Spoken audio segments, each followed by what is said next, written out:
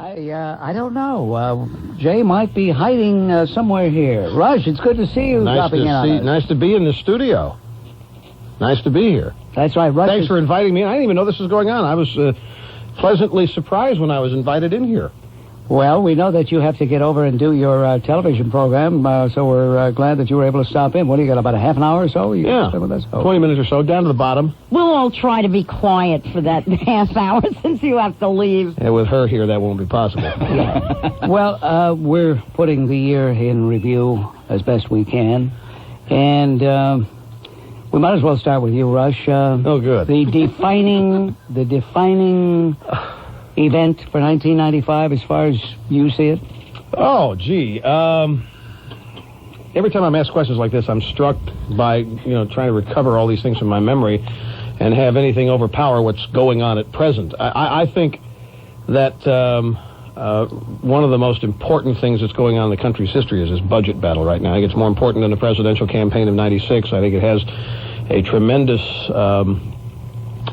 impact on what kind of country we're going to be in the future. And I'd say in the context of 1995, the most amazing thing to me has been the abject, total distortion of truth by the mainstream press and their willing accomplices in the Democratic Party about what the Republican plans are all about and what the intentions are. And I think it's starting to change positively, as we've noted in some of the press we've seen last night on Nightline, Washington Post, and New York Times lead editorials today.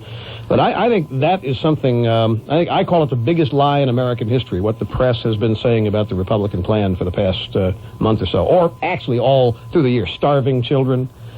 I'd love to produce a TV commercial. The premise of the TV commercial is what happens if the Republicans lose control of the House and the Senate. And it's Newt Gingrich being led away to the dungeon, a la the Count of Monte Cristo. See, she's happy about it. She's happy. I love it. And you have the announcers. The ethics committee will take care of that. The announcer saying, "We will never allow this threat to America again." All Republicans are required to report to the nearest federal building for fingerprinting and all these things. And I would love for the Democrats, how can you say this? How can you compare these people to oppressors and totalitarians? And I said, where were you when the Democrats were accusing the Republicans of wanting to starve children by spending more money on school lunches? Where were you when the Democrats were accusing the Republicans of wanting to kick the elderly out of their home by spending more on Medicare? I would love to confront the press with that way. That's what I would say, Bob. The whole year has been wrapped up into it. It's going to come to a conclusion here before the end of the calendar year. I was getting so desperate, I tried to reach Haley Barbour, not to interview him on the program, although he would be welcome to do that, but to ask him why in the world the Republicans were not returning the fusillade, the salvos that were being heard all over the country. This program, I had to keep my mouth shut while the spot was being played, but you know what I'm talking about. A barrage, an absolute barrage of propaganda. You look at me like you're, Dick Oliver, I have a problem with... You don't agree with what I said? Yeah, I've got a problem with talk shows which sound like the Republican National Committee is sponsoring the entire show, including the editorial part. It sounds like... It is editorial. This show is editorial. I realize that. When I begin the program, I mean you. Of ideas and of opinions. But it's us against them. We Republicans against the bad guys. Same thing with Rush. Unless you believe that Republicans can do no wrong and Democrats can do no good. No, I agree with Bob. Republicans can do wrong. They're not adequately defending themselves against the lies and attacks that the Democrats are mounting. It is, I do think these things are crucial. And you criticize talk shows for being of a particular point of view. I will criticize ABC. No, Republican. We're on that team, not on the other team. Well, I am on a team. I make no bones about it. At least, I'm honest about it. The mainstream press, Dan Rather and Jennings and Brokaw, won't tell you that they're sympathetic to the Democratic Party. They'll deny they're liberals. It's no, we're independents. We're objective. That's BS. It's Barbara Streisand. Why would these be? Wouldn't matter to me. The newscasts don't have to change. Just let them say we're sympathetic to the liberal side of things in this country. They won't admit it. I'm proud to admit that I am sympathetic and supportive of the conservative side. And I have, nobody guaranteed me a radio slot, and nobody guaranteed me an audience, and nobody guaranteed me an income. I've earned it, so there's obviously a market for it. As long as I go about it responsibly and as close to the truth and credibility as I can get, then I don't see any problem with it because there's this thing called the First Amendment. But do you really believe that the Democrats are lying and that nothing the Republicans say is ever tinged by politics and is not exactly the truth? Of course not. I'm talking about the specific. You can go back 30 years for as long as you want to go back. Politicians are politicians. I think on the budget, it is clear that we're spending far more money on the budget than a lot of people think we should be. That these are spending increases. There is no starvation. This is serious lying, serious fraud, Lynn. And there's no question that somebody's lying and somebody's not. And in this particular instance, it's the Democrats. But when you take away the entitlement to welfare, the entitlements to Medicaid, no matter how much you're spending, there's no social safety net. Nobody now can go hungry in this country. It's called a governor who needs to be reelected. Of course there's a safety net. No, there's not. Yeah, there is not a federal entitlement. Yeah, what about the nursing home regulations? That may be. Those have been trumped up, and Senator Kennedy and his ads with that stupid thing that looked like a restraint that he ought to be in. I think this is what I mean about this being fundamental. Why should there be an entitlement? What good does that do somebody? The entitlement for those who are incapable of helping themselves, I'm all for extending the hand of compassion and so forth. But what kind of compassion is it to take a healthy, intelligent person and turn them in to a ward of the state, somebody who looks forward? You know what number one rap song in America is today? First of the month. Do you know what the subject is? The welfare check. It's a number one song. It's all about the glories of the first of the month and the welfare check. Now, that to me is not compassionate. I think compassion would be defined by counting a number of people who no longer need government assistance rather than by counting up all the people who get it. Where are the jobs for those people? Well, if you get rid of the deficit, and if you reduce the amount of money the federal government has to borrow, that money is available for private sector use, lending and expansion, and I think you'll see a birth of jobs. But it's not going to happen overnight. I'll admit to you that this sort of thing is going to require a much more responsibility on the part of citizens for charitable works and this kind of thing. There's Do you no know that most major charities are in trouble because a lot of them get money from the federal government and that's being cut back? And that the federal government spends something like $200 billion a year to help people, and private charities only spend about $20 billion all together. So who makes up the money in between? Excuse me, Lynn, I want to pose this question, and then we'll get back to you. You can respond. You all can respond. And the question is this. Are we to continue doing business as we have been doing, essentially, since the New Deal? Or are we going to do some things that obviously need to be done to save us from a real collapse? They're thinking their answer right now. They're writing it down, taking notes. And while they do that, this portion is brought to you by the Cadillac Tri-Statesmen, the Cadillac dealers of New York, New Jersey, and Connecticut. While Dick wanders back from the eggnog table, WABC returns to Bob Grant's Talk Radio Christmas Hanukkah Party. All right, did you hear? See, she never shuts up. See? You turn the microphone on, who do you hear talking? Of course. Confused by what you've heard about hair transplants and shampoos that claim to grow back your hair? Do yourself a favor. You must call MHN Hair Studios before investing in these products or putting yourself in the hands of transplant experts. MHN offers a free consultation. They will explain the real causes of hair loss, analyze your individual hair loss pattern, and recommend a recovery system that meets your needs. Call 1-800-835-HAIR for your appointment. There are no instant remedies for baldness, but the professionals at MHN are the only people who have been innovators in the field for over 20 years. Their integrity and knowledge in this field are unsurpassed. The competition often imitate MHN, but I've seen real MHN clients and the natural results are undetectable. See the results for yourself. Call 1-800-835-HAIR. That's 1-800-835-HAIR. Make an appointment with MHN before considering any other choices. Call 1-800-835-HAIR today. Dick Oliver's here, Lynn Samuels is here, Rush Limbaugh's here, Curtis Sliwa's here, and yours truly, Bob Grant. Jay will be joining us shortly. Lionel unable to be with us today. Lynn, you wanted to respond to something that your... No, I thought Rush wanted to respond. Who spoke last? I forgot. Let me ask Rush a question. Always the answer to that is Lynn. Yeah. Yes, go ahead. Imitate me in front of me. Do it. Let's see. What could I say? You got a good line into the Republicans, as indicated before. Problems with Bosnia in the Republican Party. Dole cannot get the Republicans he needs to put forward going along with Clinton. What are your thoughts on Bosnia? Well, I think the troops are going to go. And I think that since they're going, and that is a fait accompli, there's no way they can stop it.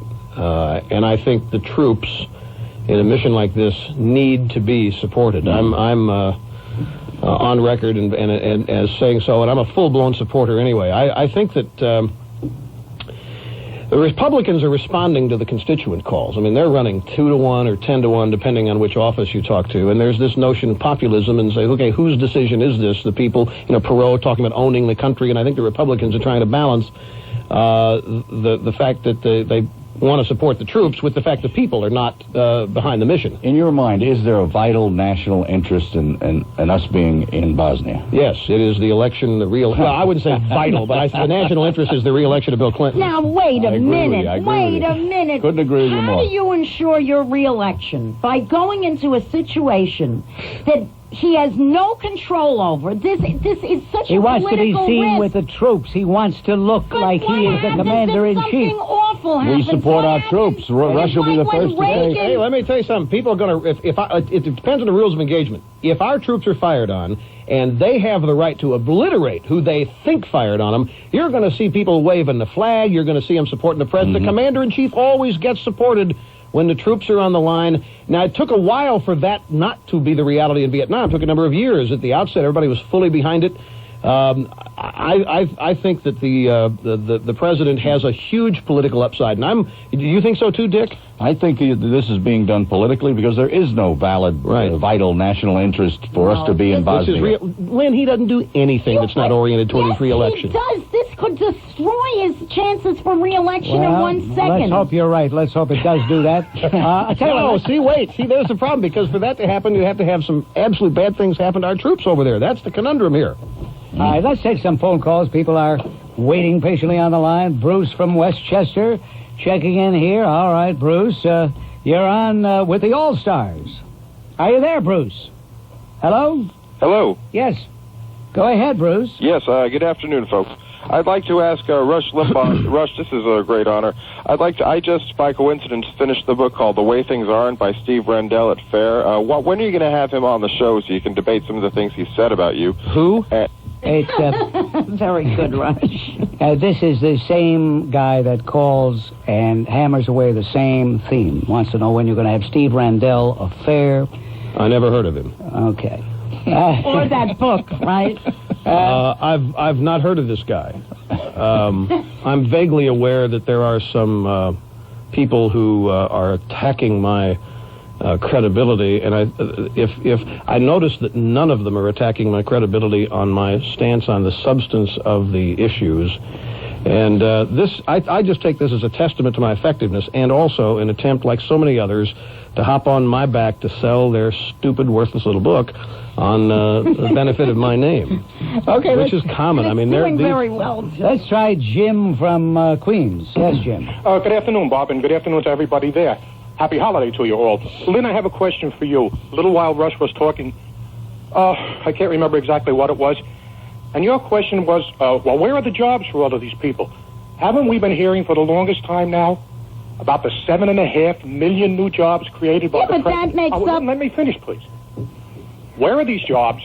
Who has gotten them? What type of jobs are they? Nobody seems to know these answers except there are 7.5 million new jobs. Where are they? Well, they're not great jobs, and a lot of the people that have them are people that lost good jobs who now have two of these not-so-good jobs. But if you're going to suddenly put everybody who's on welfare out in the job market, somebody's going to have to come up with millions of more new jobs. All right. I'm just answering. You're going to like this, don't you? You're going to be the ringleader for one. This is The fun. ringmaster, I think, is more like it. All right, Lori from New Jersey. Yes, hello, Lori. Good afternoon, and hello, everyone. My comment is basically for Rush Limbaugh. It's something that just burned me up. I just heard it at the end of his show from a woman that lived in North Jersey and was complaining about the economy. Yes, ma'am. What specifically upset you? Okay, I also came from North Jersey, and it's bad there, but it's not that bad. She's talking about a woman called, and their husband's been fired from a middle management white-collar job. They're both in their 40s, and she thinks that the Republican Party's forgotten about them. And the country's forgotten about them because everybody gets all upset when blue-collar people get laid off, but they sort of celebrate when white-collar people get laid off because it's, okay, how does it feel, side mentality. And I was just telling her that she ought to pay no attention to the group mentality. She's saying the Republicans or this company has made a victim out of her. And we just talked about how the opportunities are out there, and that if she wants to get a job, she's going to have to go get a job rather than call talk shows and moan about the plight. But in a very compassionate, understanding way, as I've been trained by Lynn. And what infuriated you about the call? The woman's attitude. I think I was when you started talking about what you should do about coming in on time and this and that. I worked for a large company in a not really, I wouldn't even call it middle management. I'd say lower management position, and I lived through 3 layoffs, and the last one, where they eliminated everyone with my job title but me. And I attribute that to the fact that I felt I have initiative, and that's what kept me going. I don't work there anymore, and that was my choice. I left on my own. Well, I said to this woman, I said, especially the experience that I have found here, if you can just show up when you say you're going to show up, just do that, you'll stand head and shoulders above most people who have jobs in this town.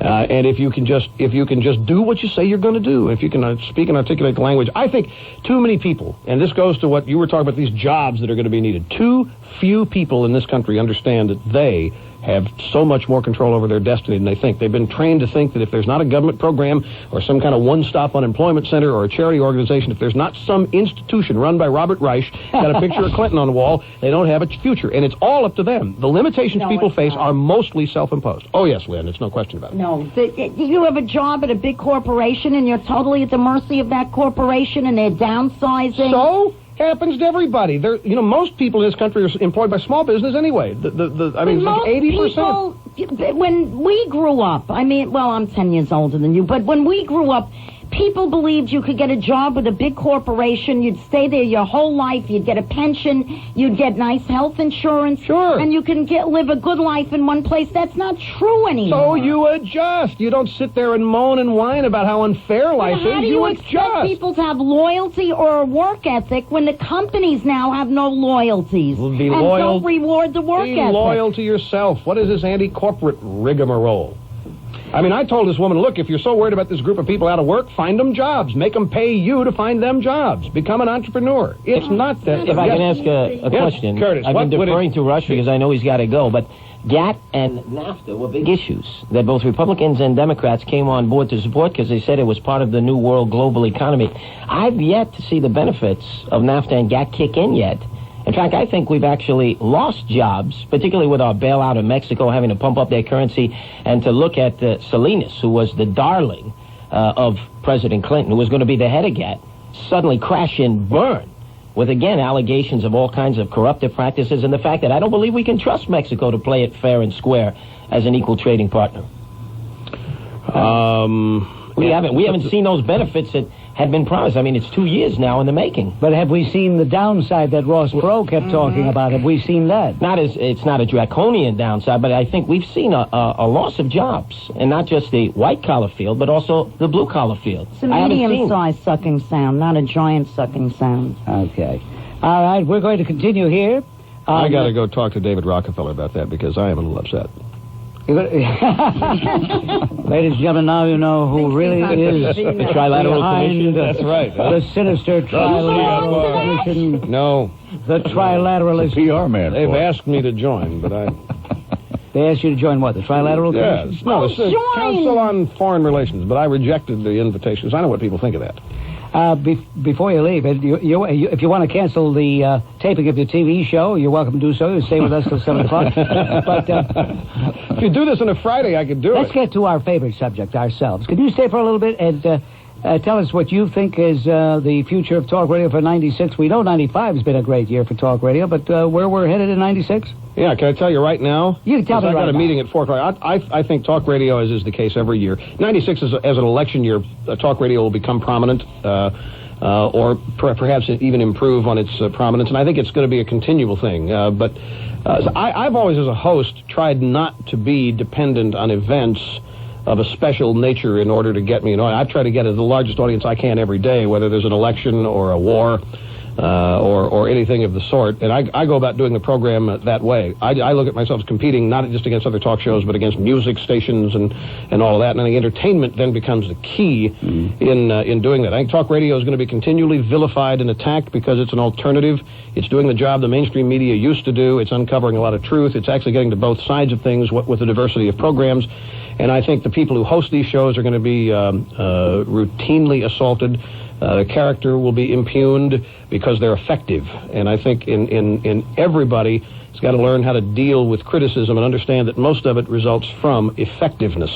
If they weren't worried about what we're doing, they would leave us alone.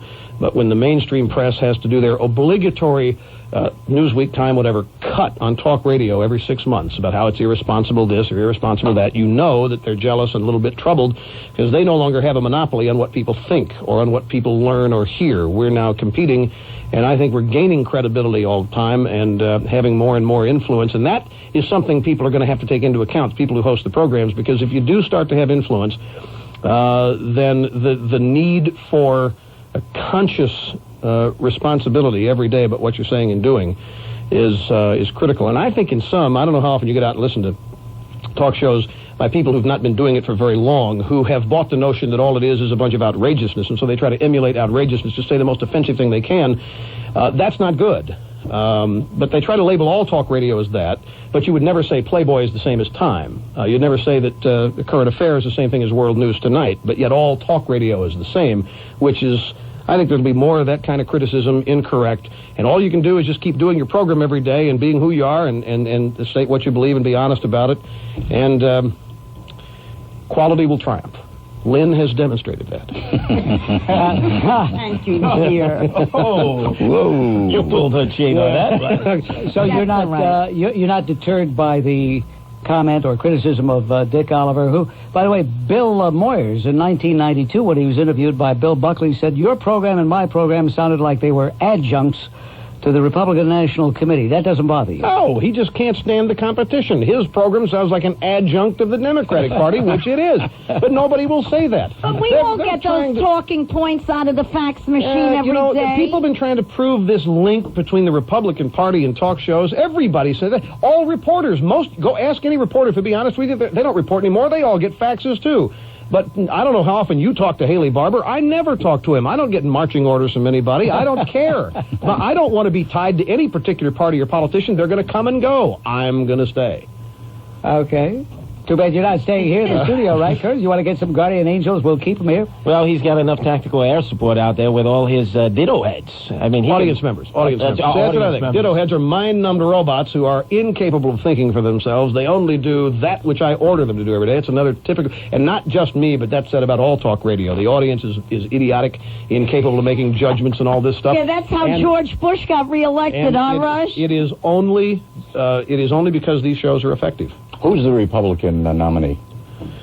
Well, it looks like Dole right now, but can he win?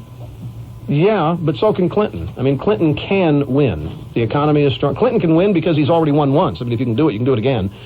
And it's by no means. That's why I think this budget deal is far more important than the presidential race. Mm-hmm. I mean, in terms of the future of the country, it really is. Democrats know it. That's why they're treating it like a campaign. $22 million in TV ads. They're running this as a campaign, not a legislative. See, inside info from the Democratic Party has just admitted it. Dick Gephardt said it. Make the campaign the budget issue and don't have a budget. Why are you wearing that campaign button? Yeah. To annoy all of you, I just put on my real. They'll go down in flames, though, Lynn, because they don't have anything they're for. All they got is things they oppose. They're trying to fear and frighten and scare everybody to death with a bunch of lies. But they can't go to the American people and say, this is our agenda, this is our vision, this is what we want for America. We are for taking care of people who can't take care of themselves. Like you've been doing for the past 30 years. It's really working out the way you intended. Good. Let's do 30 more years. No, you have to fix it. Oh. But you have to have that assurance that people are going to be taken care of. Well, it's there. Won't be when you guys get done. No, it precisely is, and they'll be better off for it. Bob, this is too much fun. Well, I mean, anytime you want. Ladies and gentlemen, you may not know this, but Rush Limbaugh broadcasts his network program, heard on 660-some-odd stations, from a studio just about 10, 12 feet away from here. People say, do you ever see Rush Limbaugh? And half the time they fall to their knees when they say the name. And I say, oh, yes. How often do you see him? Every day. Every day. Oh, how do you do that? Well, he has to pass my studio to leave his studio. What? He's in the same building. He's on the same floor. Really, I get these questions. Me too. I'm going to pinch your rear end when you walk by me, Rush. Oh, good. It'll be fun. He's going to walk out the other way. Dan, can you turn around this fascist smoking law? Cigar law? I'll tell you what, Dick Oliver and I, who would have ever thought on two issues side by side, Bosnia and... I wish it could be. I wish it could be turned around. Who are these smoking Gestapo people?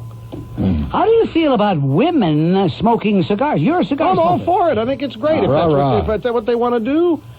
Sure, a cigar is a fine thing. When did you start smoking cigars? I started smoking cigars only 3 years ago in April. Oh. But I mean, when you have a baby or does everybody pass around a carton of Luckies? Nobody does that. And when you get real close to winning the championships, anybody say close but no cigarette? No. Can we agree, though, Rush, that nowadays they've made it fashionable taking cigars, opening it up, stuffing it with high-test weed, and turning it into a Philly blunt? That's not the cigars we're talking that's not about. a good cigar. That's not a bad one. I wouldn't know We're going what to have to you're take a talking time out about here. And of weed, Philly we'll blunt? What is continue. We'll marijuana. They do it in a these cigar. They call it messages. Hi, Chuck Zink for Century Village at Pembroke Pines, Florida. I just read where 32% of people who join health clubs do so between January and March. I'm sure they're referring to the folks living in the cold country. And if the shovel fits, start shoveling. Anyway, take our club health at Century Village. From the moment a person becomes a resident, they join up and start to look, feel, and see a new way of life. And it's free. Just one more advantage of being where living has no limits. And oh yes, our 24-hour sleep-tight security is another reason Century Village is #1. You can move into a brand new apartment starting in the low 60s. You have to see it to believe it. And we'll send you a free brochure if you call our toll-free number 1-800-336-0060 for a new way of life. So come on down to Century Village of Pembroke Pines. There's a sweet-sounding word on the tip of my tongue when I witness the dance the bubbles have begun. The glass whispers Schweppes, and I must confess I won't touch a drop if it does not Schweppes.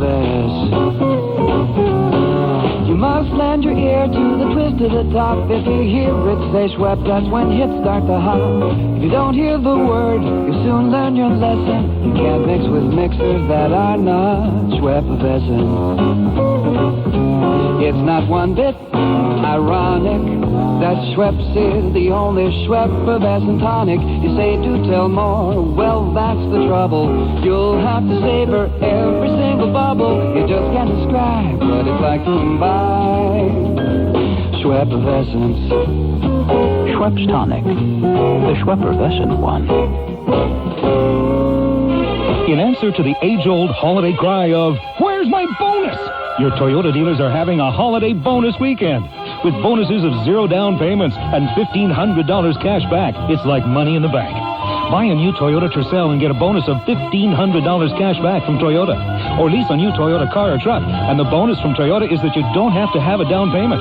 0 down, even on a new Camry, at just $249 a month for 36 months.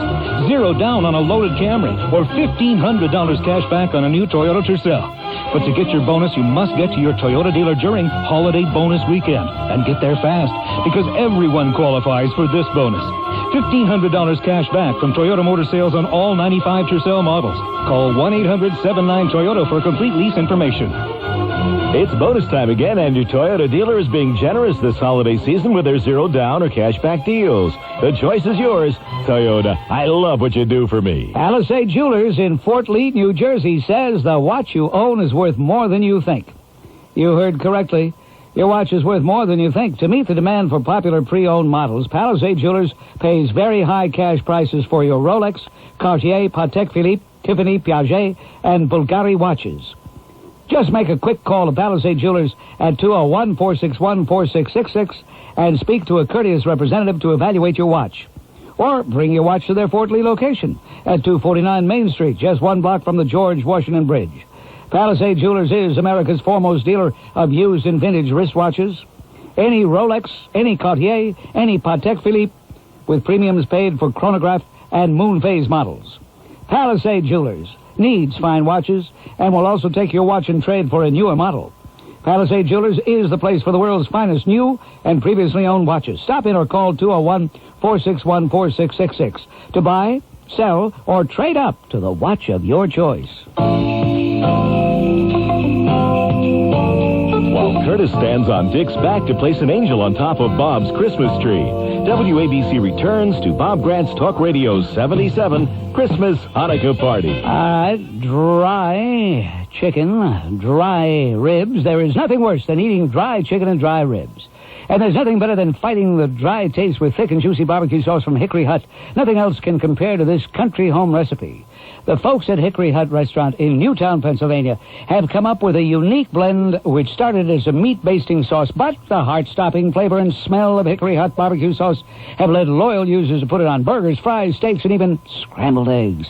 It is the perfect addition to those chicken wings you munch on during Sunday football games. Hickory Hut barbecue sauce is the perfect gift for anyone and everyone who's looking for that perfect topping for their holiday meal. Call Hickory Hut at 1-800-300-4777. This holiday season, order the greatest barbecue sauce on earth, and in just 4 days, you will have 3 bottles of the world's tastiest barbecue sauce on your table for just $19.95. As Southerners know, there is no right time for great barbecue sauce. Hickory Hut sauce is to be enjoyed all year round. I love that stuff. Indeed. By the way, Bob Grant, that was no rib nor chicken wing that Lynn Samuels was holding on to when Rush was making his exit. She grabbed his tuchus. I did. You molested him in front of us. I have pinched Rush's behind many times. Rush and I started out within 3 weeks of each other.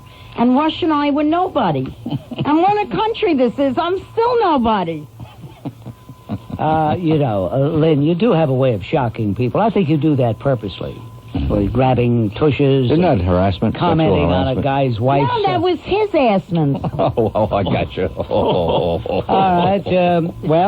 No surprise, no surprise. His slickness has vetoed the Republicans' 7-year balanced budget plan, saying he's acting to protect America's values. Yes, very good, Bill. Anybody want to comment? No, they'll just be back at the drawing board. So it's a non-story, right?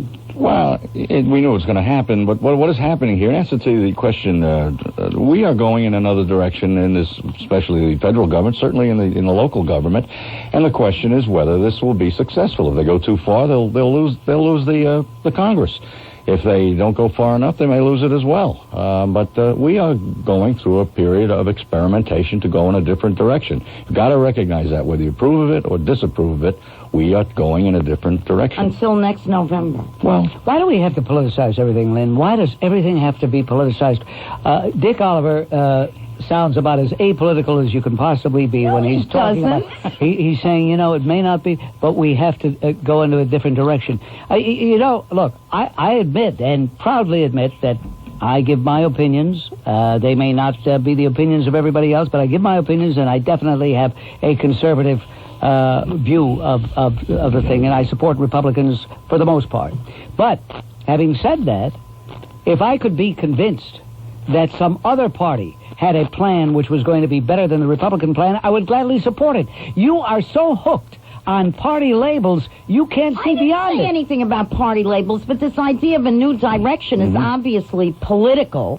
I mean, it's not Democrats saying we're going... No, let me bring it down. Nor is it even Republicans. It's radical extremist conservatives who have taken over the Republican Party. That's what it is. Democrats in that crowd as well. There are Democrats in that crowd as well. But let's bring it down to the apolitical, really apolitical. I believe the Giuliani administration is taking this city in a new direction with local. What they've done with the police department, what he's trying to do. With all the policemen hired by David Dinkins. Well, that's all right. Well, fine. That's bad? That's good? And But Dick, this week, all we see are headlines involving child welfare and the attacks against children. Again, they were happening with Democrats. They're happening with Republicans. At least, though, we have new Republicans. Newt Gingrich says, hey, let's build boys' towns. Let's do something for these children. He gets roundly attacked. Child welfare makes my point. He's probably gone too far in his cuts. Yeah, but probably. Why not privatize? So what's going to happen now? Why not subcontract it to the charities? Maybe that's another approach. Get the city out of that business because we do a lousy job, whether it's a Dinkins... I'm getting a signal. I'm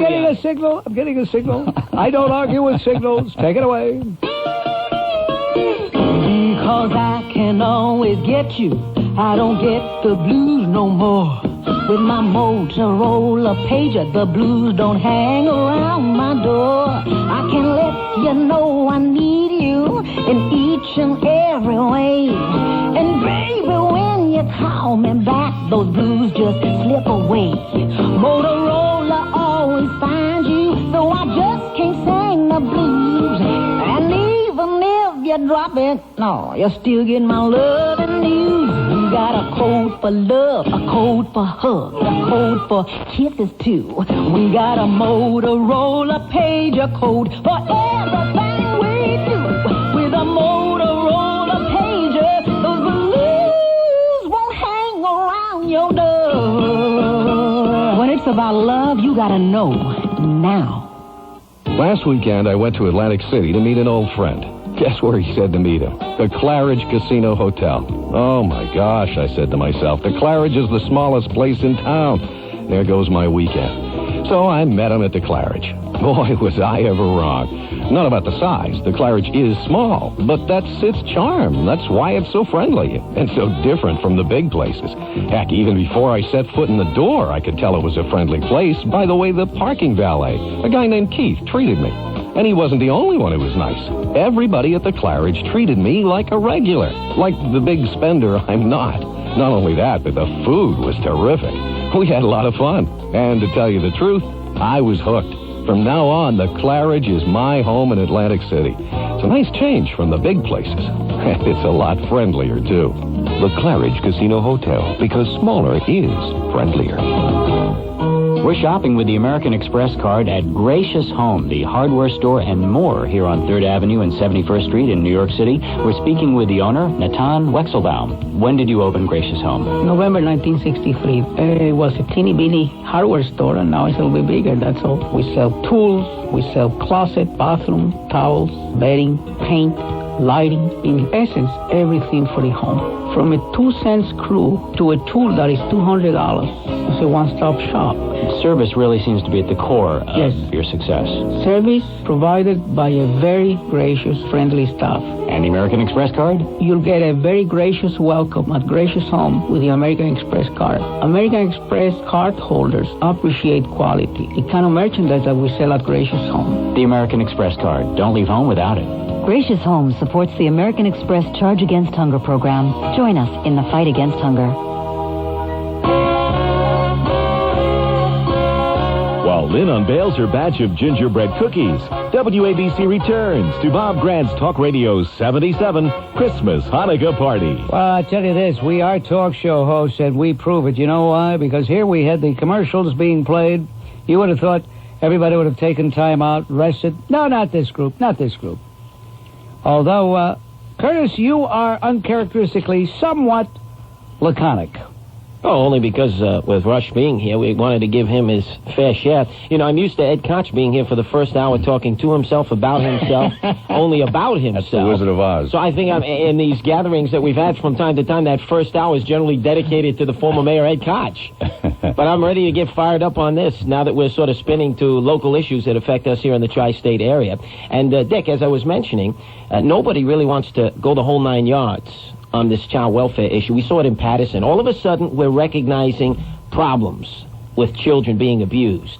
I mean, this is going on every day. I look at the court calendar that AP publishes every day, Bob. There are cases where husbands and wives and guardians are being charged with killing their children in the worst ways. Never read a line about it in the newspaper, but Susan Smith occurs in South Carolina, killing her 2 children. Elisa dies on the Lower East Side. All of a sudden, we focus on everything. And I'm saying this gives us a chance to finally destroy that child welfare agency, ship it off to the nonprofits, the charities, Jewish charities, Roman Catholic charities, Salvation Army, the people who know how to do it and give us the best bang for the buck. They already are involved in foster care. I mean, they're already handling most of the cases. Would you fund them? I would give them the money. And just like in the case of running an educational system, parochial schools give you a better bang for the buck, a better quality student, a disciplined student. We've got to do this because government has done a lousy job. Whether Republicans or Democrats are in charge, they're doing a terrible job, and we've got to get them out of the business of the social service. I agree, Curtis, and funding these agencies would be the way to go. But I want to just add a little addendum to what you've said. You're right. There have been many cases. As a matter of fact, as Vincent Fontana points out in his book, every day children are being murdered and we don't hear about it. How about the other side of the coin? You always seem to read something where a child has killed his parent or parents. The Menendez case was, of course, the grotesque, sensational example. But this is happening all the time. But those are adults. I mean, those are people who think about why they want to kill their parents. That's a big difference from murdering some innocent little baby. Well, Curtis, you had Coleman Costello on, Father Coleman Costello, who was talking exactly what you're talking about. Older people who are in their 70s and 80s, who are getting abused many times by their own children. In fact, the grandparents are moving in to take over the parents' responsibilities when they bail out because of alcohol and crack problems. So they're raising their grandchildren, and some of these grandchildren are turning on the grandparents, beating them up, stabbing them, and they have no shelters. There's nowhere for them to go. Even the Department of the Aging of the City of New York has admitted all they can do is give them emergency housing, 1 day, 2 days. It's the more use for the government that everybody wants to get rid of. Yeah, but a non-profit can do it. Government should just Only funnel. if they're given a lot of money. Funnel subcontract. This is the Bob Grant Show. Actually, today, the WABC Christmas party. We'll continue with Dick Oliver, Lynn Samuels, Curtis Sliwa, yours truly, Bob Grant, and let's set out at 10-4 for All Points Bulletin for Jay Diamond. Jay Diamond, anybody see him walking around the streets of Manhattan with a glazed look? Bring him over to WABC at once. And I'm very pleased to tell you that Jay, Dick, and Curtis will remain. No, he won't. Oh, you're going to leave? I'm out of here. You're going to leave. All right. Wait a minute. Why are you leaving when I showed up? You must be a racist. Why isn't Dick Oliver's taking off the minute I come in? Using 2 chairs. It's obvious to me that's racism. I propose a day of outrage on Christmas Day to protest Dick Oliver leaving the studio when I get in here. Amen. And Bob Grant, I'm going to protest you, and Curtis Sliwa, I protest everybody. Amen. Thank you very much, Dick Oliver. We'll be listening tomorrow for your show at 10 a.m. Talk station in America. Talk Radio 77 is WABC, New York. It's 6 o'clock. We may even do a couple of comments about sports, but who's this coming in? Oh, no, not you. Not you. Why not me? Why not me? I'm celebrating my national show. It's bigger and better than ever. I get more stations every week. In fact, I got a radio that gets about 4 or 5 stations now since I'm doing the show. Anyway, Bob, as you know, I haven't been all too happy with really doing my radio show. Not happy at all. No? No, not at all. So I've decided to expand my horizons and go into television now. Aren't you happy for me? You mean another potato chip commercial? Don't be such a wise guy, Bob. I'll have you know I've been meeting with David Letterman's producer, Bob Morton, and we've been hired by the Democratic Party to devise strategies on improving Bill Clinton's image. Is that so? Yeah, so here's what we've come up with. Now tell me what you think of these, Bob. The top 10 ways that Democrats can improve Bill Clinton's image. You ready? Yeah. All right. 10. You take the Democratic Party leaders on grassroots national bus tour and let Ted Kennedy drive. I think that's a great idea. Let's go through the next one. Make clear just exactly what Jean Lewis meant when she called Bill Clinton a lying B-word. Actually, Roger Clinton is the B-word. Bill Clinton is only a liar. Okay. All right. 8. Use pictures of Ruth Messenger's face. I didn't even get to the punchline. They're laughing just that I mentioned it. You use pictures of Ruth Messenger's face to demonstrate physical injuries women endure when confronting glass ceilings. I see. No, yeah, I could understand that. But I think what had the most emotional impact on me, what I really still can't get over, is that bombing of the Oklahoma City building.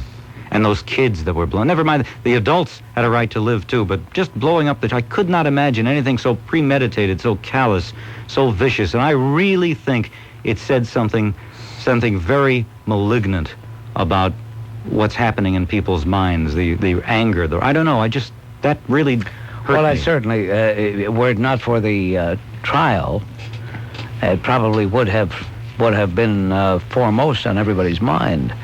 But the trial wasn't just a murder trial. It was a trial in which the black community said, we don't care if the guy's guilty, we're going to acquit him anyway, so there.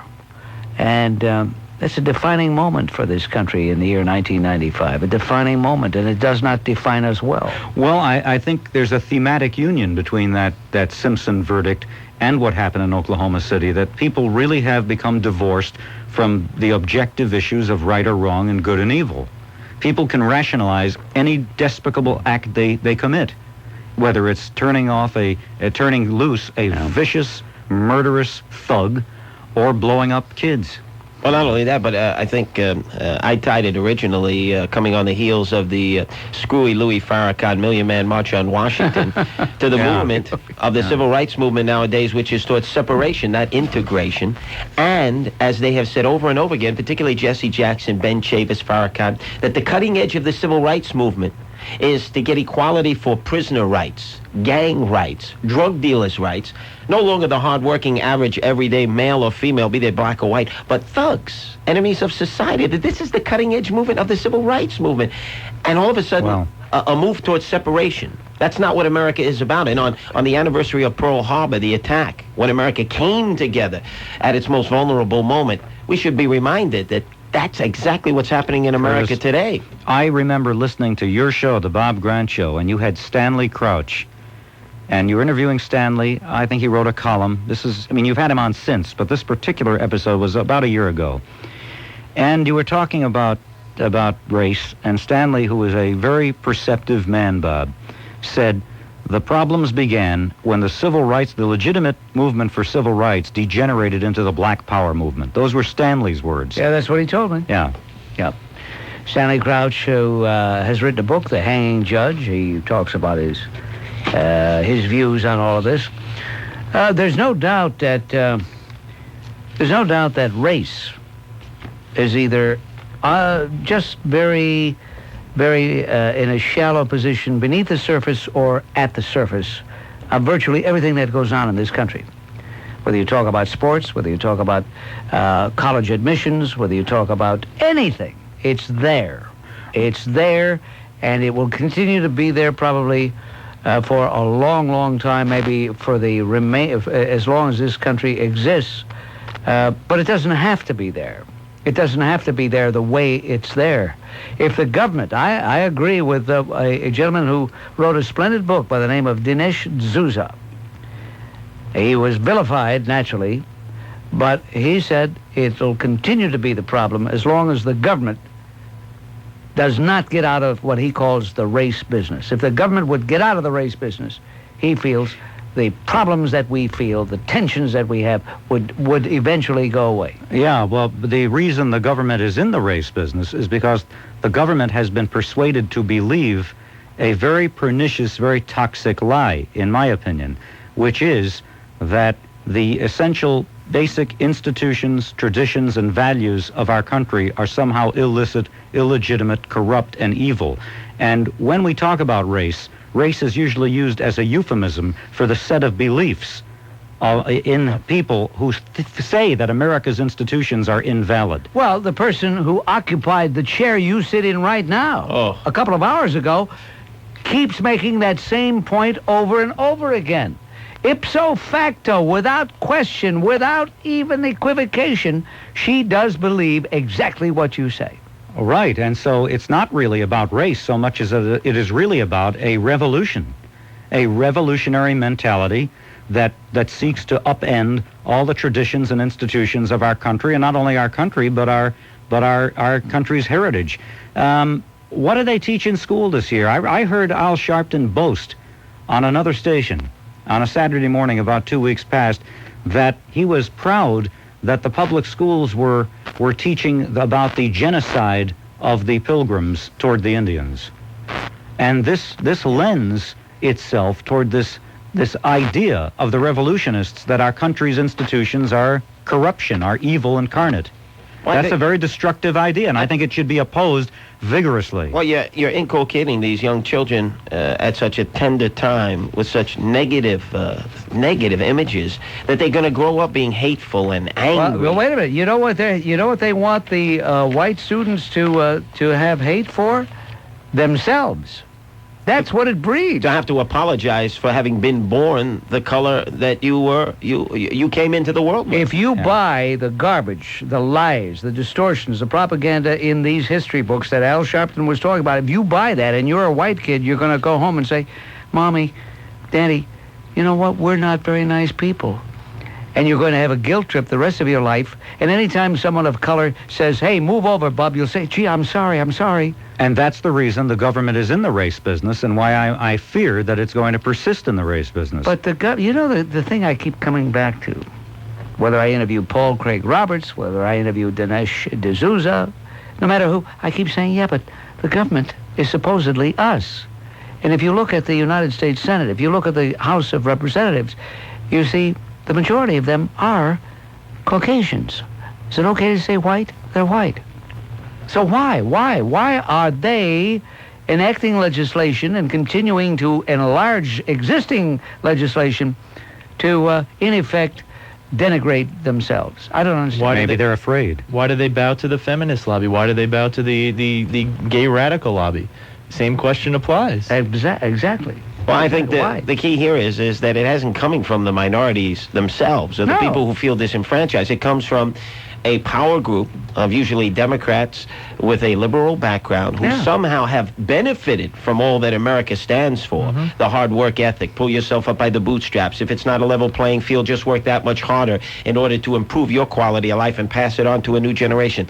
They've benefited from that, but all of a sudden it's like they want to alter the rules. They want to rewrite the book, the way that life is dealt with. And that's wrong, because look at what we've done. We've actually hurt minorities by not giving them the same opportunities that our grandparents and great-grandparents had, which was to come in and make the best of it. Even in tough times, make the best of it. And if your particular generation didn't benefit, you worked, you struggled, you sweat, so that your children and children's children would enjoy the benefits of your labors. The deception of the racial arsonists, as Roy Innes likes to call people like Sharpton and the other activists, Alton Maddox, etc. The deception is highlighted in a column that Michael Myers wrote Monday, where he said, fresh off the travesty of the 400,000 man march, which preached doing for yourself, self-reliance. The call out of the Congress and John Conyers committee has now for reparations. Yeah. So on the one hand, we're talking about self-reliance, and a couple of weeks after the march, we're asking for reparations again, a payment. We're going to continue here. Steve Malzberg is with us. Jay Diamond is with us. Curtis Sliwa is with us right here on the Bob Grant Show over WABC. Well, I'm glad you left because we have some celebrities who want to pay respects, and very quickly, we must do this quickly because this gentleman is not in the best of health, but we understand from Nancy that he is in a lucid moment, and we're very happy to hear that. Nancy, thank you so much for putting the former president on the telephone. And Mr. President, thank you so much. Thank you so much. We love you. We always have. We always will. Well, you know, the last time I was with you, Bob, Joan Quigley was sitting in the seat I'm sitting in now, and I think we gave her a rather stellar surprise. Yes, we certainly did. It was magnificent. And I am compos mentis. I think you're greatly exaggerating the erosion of my mental faculties. In fact, my physical faculties are intact as well. I got a wink from several of the girls outside. And I have to agree with Jay Diamond. I don't know why you've suddenly decided in the fullness of time to adhere to the strictly stag all-male party classification. Of course, I am disappointed and visibly hurt that I missed Lynn Samuels, whom I admire greatly. Well, I'm delighted that you never heard the vicious things she said about you, Mr. President, because you are a good and decent man, and I think your feelings would be hurt. I took it as a compliment. I think they say that imitation is the sincerest form of flattery, and when Lynn started to affect my hair color, I took that as a great compliment. Thank you, Mr. President. You honor us by checking in, by calling us. Thank you very much. Well, thank you, and God bless you. And, you know, it's really, Steve and Curtis, is really amazing the eclectic group that is being attracted to this program, because we have on the line right now old number 10, who hung it up. He hung it up last year, number 10. He hung it up, and he's been listening. He's still out there listening with Cora. Oh, I don't know. I tell you, I'm embarrassed because I don't know how you could defer to me when you have such a great sports expert like Steve Malzberg. Yeah, well, hey, Phil, any chance of your return? I tell you, a wild rumor circulating that you were going to team up with Bob Murphy and do Mets games next year. I cannot believe that. Oh, I would love that's a great idea. You know, I've been working on an imitation of Bob Murphy. In case they can't get him to sign, in case he finally wants to retire, I've been working on an imitation of Bob Murphy. So you do the click of the bat. You do sound effects. Okay, all right. Okay. Hi, Pop, Major League Pop-Up, Malzberg getting under it. Oh, goodbye. Oh, I tell you, so I never tried to do Bob Murphy before. I think, if he doesn't sign, we can do both. That's terrific. How do you do that sound effect? So you're a real radio man. I gotta the bat? leave. Yeah, I can't do that. All right. It's pathetic when I do it. I can't do it. Steve, can you do it? No, Bob, do it. Please down, do it. Please. He's looking down to get his sign and gets ready. He deals. Here it comes. See, that's almost a full moon tonight. Oh! And the pitch to Reggie. That's gone. Tie score. Holy cow! Up the deck job for Reggie Jackson, and that quickly the ball game is tied up. You did a good job that night, Phil. About that one. Great. Mr. October hit 9 miles. All right, Reginald. It was a terrible night for we Dodger fans, but a great night for you. 3 homers he hit that night. You know, the funny thing, I got to talk seriously. Phil Rizzuto is a great advertisement for America and what we cherish about America, that somebody can rise from humble beginnings. I thought Phil Rizzuto is, and I hope he comes back, Steve. Is there any chance? I don't think so. Really? No. I hope that he does come back, because I think he's a great broadcaster. I think if he had never played baseball, he would have been a big success on radio or television. But the great irony is that would he have gotten the opportunity to do it? Would he have gotten into that business absent? Just because he happened to be a great baseball player, we found out that he had real talent to be on the radio. No, I agree. Why is he? I don't know why he's laughing, actually. Why is he laughing? He's not laughing, he's cracking up. I don't agree with that as far as a great talent. You don't? No, I think he has a good sense of humor. Well, it's true. Like if I didn't work in the laundry, nobody would know that I'm crazy. Oh, Lynn, why did you have to come back, Lynn? She came back.